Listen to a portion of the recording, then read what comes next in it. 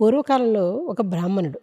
ఇతనికి చాలా విద్యావంతుడు మరియు వేద పండితుడు కూడా. అంత పాండిత్యంతో పాటు అహంకారం కూడా అంతే స్థాయిలో ఉండేది. అతను శివభక్తుడు. ప్రాథమికంగా అతను శివభక్తుడు కాబట్టి శివుణ్ణి మాత్రమే ఆరాధిస్తూ విష్ణువుని, విష్ణు భక్తుల్ని చాలా నిందిస్తూ ఉండేవాడు. అతనికి విష్ణు అంటేనే విపరీతమైన విష్ణు భక్తులన్నా ఒక అసహ్యం స్థాయి దాకా వెళ్ళిపోయి అంతవరకు నిందిస్తూ ఉన్నాడు. ఒక మహర్షి విష్ణువు యొక్క తత్వాన్ని బోధిస్తూ ఉండగా ఇతను అతన్ని వాదించి అతని కోపానికి గురవుతాడు.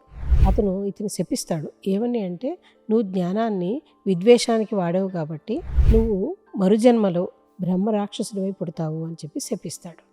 ఆ శాప కారణంగా మరుసటి జన్మలో అతను బ్రహ్మరాక్షసుడిగా పుట్టి అడవిలోనే ఉంటూ క్రూర మృగాలను తింటూ కాలం గడుపుతాడు.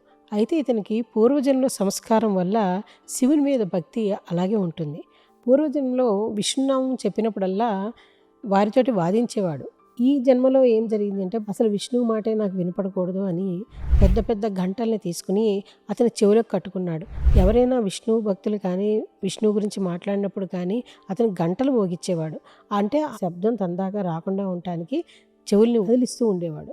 గంటల్ని కన్నాలకి కట్టుకోవటం వల్ల అతను ఘంటాకర్ణుడు అయ్యాడు. అలా ఉంటూనే శివుడికి బాగా తపస్సు చేస్తే ఒకనాడు శివుడు ప్రత్యక్షమయ్యాడు. ఏం కావాలి నాయనా నీకు అని అడిగాడు. నాకు ముక్తి కావాలి, మోక్షం కావాలి అని అడిగాడు. అప్పుడు శివుడు అంటాడు కదా, నేను జ్ఞానాన్ని, ఐశ్వర్యాన్ని, ఆయుష్ని మాత్రమే ఇవ్వగలను. నీకు ముక్తి కావాలి అంటే నువ్వు విష్ణువుని శరణు వేడు అని చెప్తాడు. అప్పుడు ఘంటాకర్ణుడికి కనిపిస్తుంది తన ఆరాధ్య దైవం అనేటువంటి శివుడే విష్ణువుని ప్రార్థించమని చెప్పినప్పుడు శివ విష్ణువులు ఒకటే అనుకుని కృష్ణుణ్ణి అడగటానికి కోసం ద్వారకకు బయలుదేరతాడు. అతను ద్వారకకు చేరుకునే సమయానికి శ్రీకృష్ణుడు కూడా బద్రికాశ్రమంలో తపస్సు ముగించుకుని ద్వారకకు వస్తూ ఉంటాడు.